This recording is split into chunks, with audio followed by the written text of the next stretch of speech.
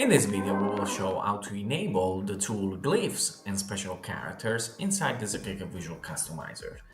This tool allows you to enable a button for glyphs, symbols, and special characters on your customizer interface. So if the font that you have selected supports symbols and special characters, your customers will be able to use them for their designs other than standard characters. Let's go inside Tools, and then select Glyphs and Special Characters. Click on Manage.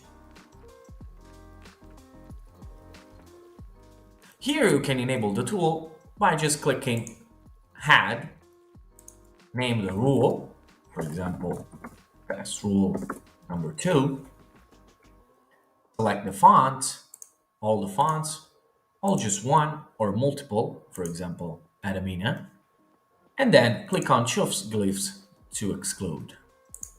Select the font, and then choose the glyphs that you want to exclude.